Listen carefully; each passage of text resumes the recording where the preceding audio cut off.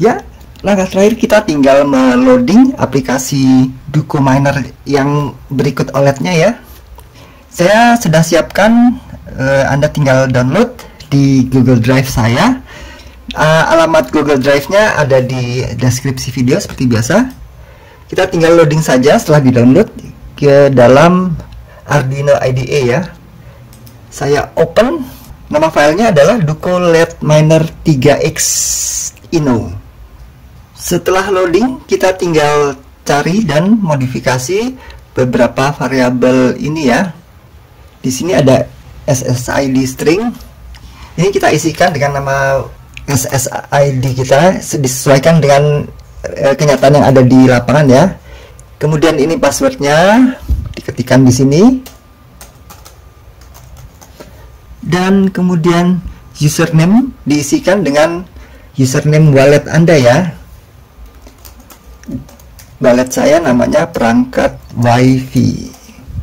Kemudian itu rig identifier saya namakan OLED Miner ya. Ini terserah Anda, bisa Anda rubah dengan rig identifier selera Anda.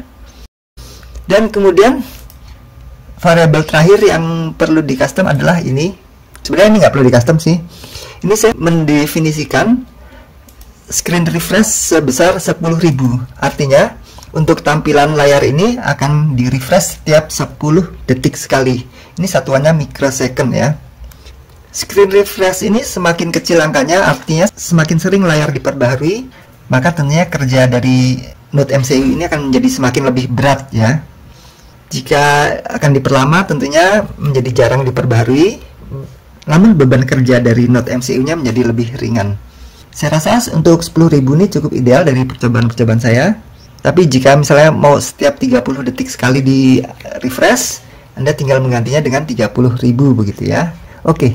Di source code ini saya tidak memperhatikan atau tidak mempedulikan masalah mining key ya. Jadi pada account wallet Anda, jika Anda menggunakan miner key itu harus dihapus dulu ya, harus dihilangkan. Karena source code ini saya tidak mempedulikan miner key.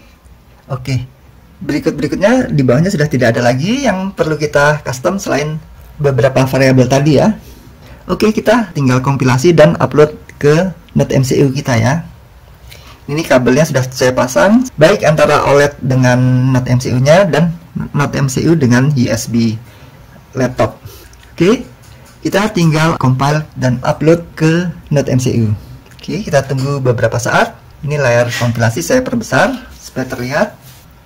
Kecepatan dari kompilasi ini tentunya akan sangat bergantung dari kecepatan PC atau laptop kita ya. Sambil mengkompilasi, saya perlihatkan di sini di screen wallet saya. Kita bisa lihat ya, di sini tidak ada no miner ya, belum ada miner ya. Kemudian di samping ini juga sudah saya siapkan web minernya untuk pengujian nantinya ya. Oke, kita kembali lagi melihat ke Arduino IDE. Oke, tidak ada error ya. Kemudian progres untuk mengupload ke node MCU-nya sudah dimulai. Nanti siap-siap begitu sudah 100% kita akan buka serial monitor yang ada di pojok kanan layar ini ya. Serial monitor ini.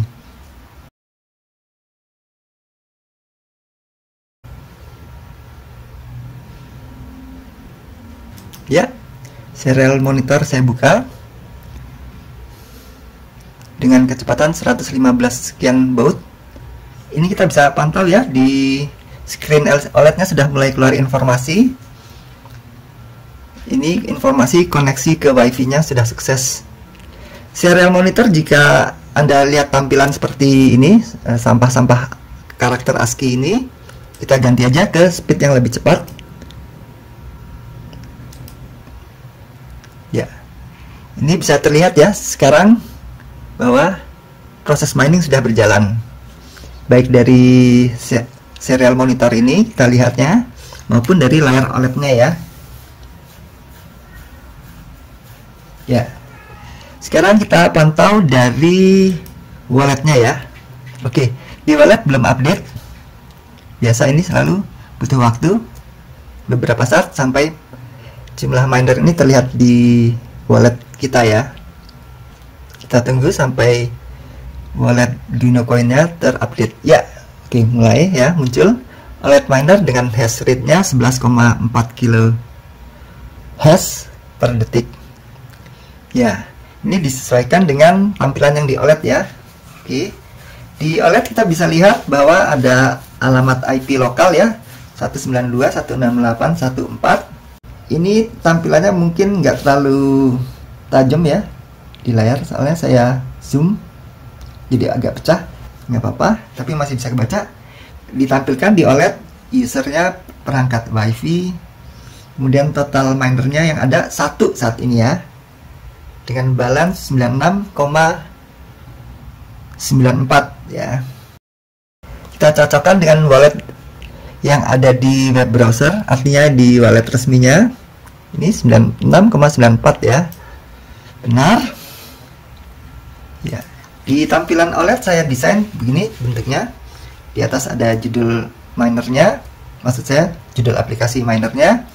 Lalu di paling bawah ada titik-titik yang bergerak lalu hilang dan seterusnya. Ini menunjukkan sedang aktif menambang. Ya, sekarang kita lihat ya, di total minernya saat ini 1 ya di layar OLED ya. Sekarang kita coba tambahkan dengan web minernya, perangkat WiFi, lalu jumlah mesin virtual dari web miner ini saya pasang 4, lalu nickname-nya saya namakan laptop saja ya. Dan ingat, miner key dihapus ya, jangan dipakai ya, karena aplikasi saya tidak mendukung penggunaan mining key ya. Jika Anda menggunakan mining key, tentunya nanti di aplikasi file ino-nya Anda harus sesuaikan ya. Oke, kita start mining. Maka harusnya nanti di layar OLED kita akan lihat ada 5 miner ya, 4 miner virtual ditambah 1 miner sungguhan ya, yaitu miner Node MCU ini. Web minernya sudah bekerja ya, ada 4 thread ya, thread 1, 2, 3, 4, artinya seolah-olah dia mempunyai 4 penambang atau 4 miner virtual. Kita lihat, nah ini udah muncul ya. Oke, ada laptop dengan kecepatan 197 kHz per detik ya. Jadi di sini di wallet kita bisa lihat adanya informasi 5 miner ya, year miner 5 ya. Kita cocokkan dengan yang ada di OLED ya. Bisa terlihat ya, di OLED ada 5 miner ya. Ini tampilannya kurang tajam kalau di layar HP saya, tapi kita bisa lihat ya, di baris ke 1, 2, 3, 4 total miner ya ada 5 ya, sesuai ya, jadi sudah bekerja dengan normal.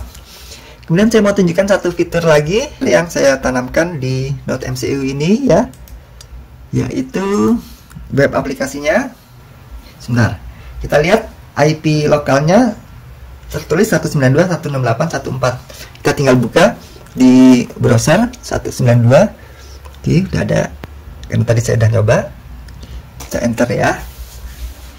Ini versi sederhana atau versi ringan dari defaultnya web server firmware Node MCU resminya ya. Saya buat lebih ringan. Nggak apa-apa, kita reload. Decide can be reached ya. Karena apa? Saat ini Node MCU ini bekerja berat ya. Dia berfungsi sebagai penambang, berfungsi sebagai monitor, dan juga berfungsi sebagai web server. Akibatnya kadang-kadang ya itu seperti tadi, tidak muncul karena timeout. Nah, ini kita bisa lihat ya, tampilannya seperti ini, web server yang ada di dalam Node MCU ini ya. Oke. Dan satu lagi fitur menarik dari Duco LED Miner saya ini, yaitu kita bisa menghidup dan mematikan LCD ini ya, dengan cara menekan tombol ini. Jadi di tengah ini ada tombol turn OLED off saat ini ya. Karena saat ini sedang on, maka tombolnya bertuliskan turn OLED off. Jika kita klik ya, kita harus tunggu sesaat. Ingat, web server di Node MCU ini bekerja berat ya. Dia melakukan 3 hal, yaitu sebagai penambang, sebagai pendisplay atau sebagai monitor wallet, dan juga sebagai web server ya. Nah, setelah kita tunggu beberapa saat, maka sekarang kita bisa lihat layar OLED-nya mati. Oke. Dan untuk menghidupkannya lagi kita bisa jika melalui ini. Sekarang tombolnya bertuliskan turn OLED on. Kita tinggal klik untuk menghidupkannya kembali. Tunggu beberapa saat dan dia akan hidup kembali. Ya, seperti itu. Jadi dengan demikian, eksperimen dalam 2 seri video kita kali ini bisa dibilang sudah berhasil dengan baik.